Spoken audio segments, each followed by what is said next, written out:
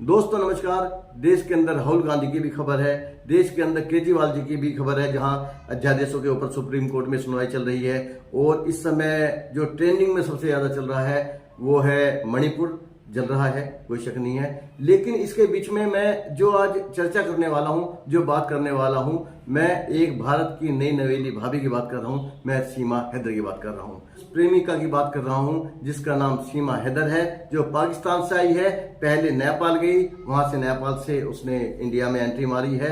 पूरा देश एक तरह से उस वहां तक सिमट के रह गया है और भारतीय मीडिया को कोई चटपटा मसाला चाहिए होता है। एक भारत के बारे में, लोगों के बारे में एक हंसी मजाक या चुटकुले वाली बात कह सकते हैं, वो भी है कि मोहल्ले में अगर कहीं जेसीबी आ जाए, रोड रोलर हो जाए, तो 150 आदमी तो वहां पे इकट्ठे हो जाते हैं देखने के लिए कैसे मिट्टी उठा रही है। कहीं कुत्ते भौंकने लगते हैं तो उसकी लड़ाई देखने के लिए तमाशा इकट्ठे हो जाते हैं। तो जब एक विदेशी महिला भारत के अंदर आ जाए तो ये खबर बन जाती है। पूरे देश का मीडिया सचिन और सीमा के प्यार को कैद करना चाहता है, चटपटी खबरें देना चाहता है, अपनी टीआरपी बढ़ाना चाहता है, उसे हीरोइन की तरह पेश कर रहा है।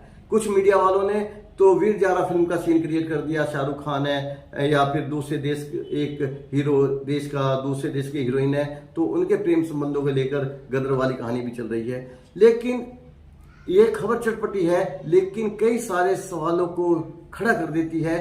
इन्हें अगर संशय की नजर से देखा जाए, अगर इन्हें शक की निगाहों से देखा जाए तो बहुत सारे क्वेश्चन उठ जाते हैं। सीमा हैदर असलियत में 4 बच्चों की मां है, पबजी खेलती है। जहां तक मुझे जानकारी है 2020 में भारत के अंदर से पबजी गेम बैन हो चुका है। तो एक सवाल ये भी है कि कौन से प्लेटफॉर्म है, कौन से वो माध्यम है जिनके ऊपर ये गेम खेला जा रहा है।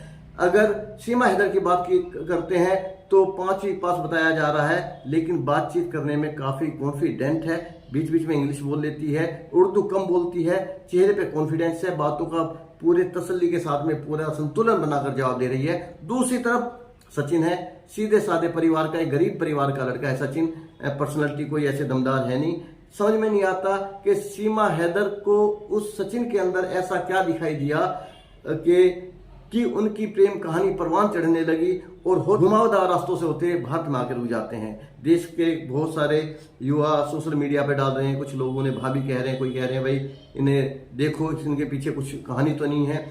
अगर हम इस कहानी को शक की निगाहों से देखते हैं तो हमारी सुरक्षा व्यवस्था के ऊपर भी एक सवाल खड़ा हो जाता है कि एक महिला जिसके 4 बच्चे हैं, कौन से मार्ग से वो आई होगी। अगर हवाई मार्ग से आई है या थल मार्ग से आई है, जल मार्ग से आई है, तो कहीं ना कहीं हमारी सुरक्षा में सेंध लगी है। जब एक महिला जिसके साथ 4 बच्चे हैं देश की सीमाओं को पार करके दिल्ली के आसपास आ सकती है, कहीं यूपी के आसपास कहीं आ सकती है, तो इसका मतलब आतंकवादियों के आने का रास्ता लगभग साफ है और बहुत ज्यादा टोका टोकी या जांच बीच में नहीं हो रही है। एक तरफ ये सवाल भी खड़ा हो जाता है।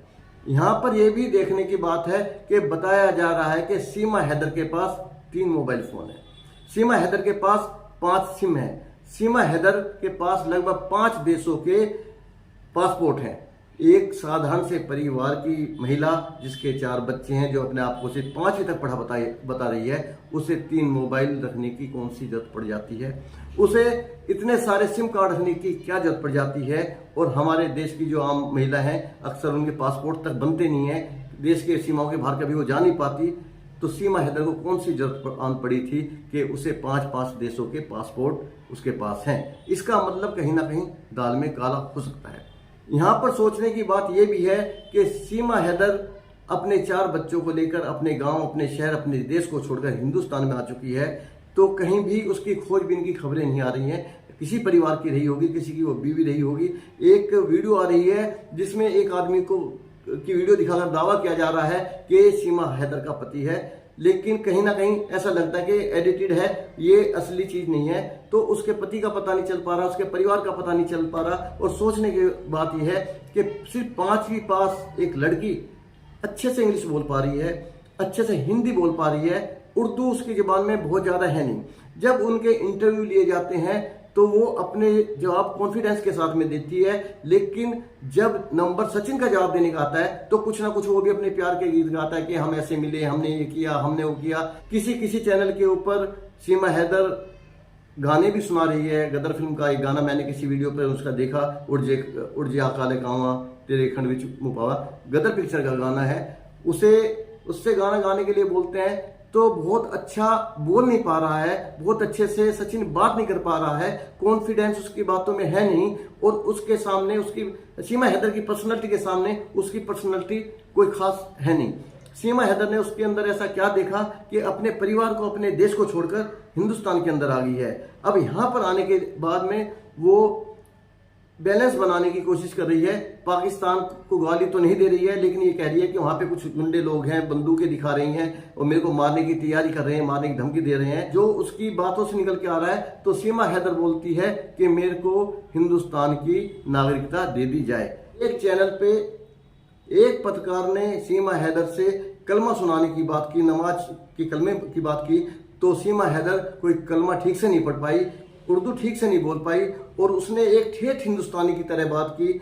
वो आज बिंदी लगा रही है, आज वो हिंदुस्तानी साड़ी पहन रही है, बिल्कुल दूसरे देश में आके कोई उसके चेहरे पर, उसके व्यक्तित्व में कहीं कोई झिझक नहीं है, कोई डर नहीं है, पूरा इस तरह से जैसे वो अपने ही घर में है। उसने खुद भी ये बात स्वीकार की है कि मैं बहुत ज्यादा नमाज नहीं पढ़ती हूँ। जिस तरह आमतौर से माना जाता है कि हिंदुओं को गायत्री मंत्र आना चाहिए, महामृत्युंजय मंत्र आना चाहिए, उसी तरह पाकिस्तान के या इस्लाम मुस्लिम लोगों से ये उम्मीद की जाती है कि वो नमाज पढ़ते होंगे, वो कलमे पढ़ते होंगे। लेकिन अगर वो कलमे ना सुना पाए तो कहीं ना कहीं शक हो जाता है कि दाल में कुछ काला है। एक ये सवाल भी हमारी समझ से परे है कि पाकिस्तान वो देश है जहां पर हिंदुस्तानियों के खिलाफ जहर उगला जाता है, नफरतें सिखाई जाती हैं, वहां के लोग हिंदुस्तानियों को गालियों की आवाज में कई बार बात करते हैं। तो वहां की महिला एक प्रॉपर हिंदुस्तानी महिला कैसे हो सकती है? आज साड़ी पहनकर, हिंदी बोलकर राधे राधे भी कर रही है और हिंदुस्तानी कल्चर को अपनाने की बात कर रही है। एक देश से दूसरे देश में आने के बाद में कुछ ही दिनों में इतना बड़ा बदलाव, वो भी एक सचिन जैसे मामूली लड़के के प्यार में, अपने आप में सवाल पैदा करता है। आज जहां महिलाएं शादी करने से पहले, लव मैरिज करने से पहले उसकी माली हालत देखती हैं, उसका स्टैंडर्ड देखती हैं, उसका रहन सहन देखती है, वहां पर पाकिस्तान की एक महिला ने एक सामान्य से लड़के के अंदर, जिसकी शक्ल सूरत कोई खास नहीं है, जिसका परिवार एक गरीब परिवार है, जिसके पास कोई अच्छी नौकरी नहीं है, बातचीत करने का तरीका भी सामान्य नहीं है, उसके अंदर ऐसा कौन सा बिरला देख लिया, कौन सा टाटा अडानी उसे दिखाई दिया कि उसके प्यार में खिंचकर एक देश से दूसरे देश से होते हुए अपने परिवार को, अपने गांव शहर को छोड़कर हिंदुस्तान में एक गरीब झोपड़ी में आ गई। ये शक की सुइयां, ये शक के सवाल हैं बहुत सारे जो पूछे जाने चाहिए। मैं सोशल मीडिया पर देख रहा हूँ कई लोग तो इस बात का जश्न मना रहे हैं कि हमारे देश में हमारी एक भाभी आ गई, पाकिस्तान से एक महिला आ गई, 4 बच्चे आ गए, हमारे देश के अंदर 5 हिंदू बढ़ गए। ये इन चीजों को मैं थोड़ा मूर्खता की श्रेणी में रखता हूं।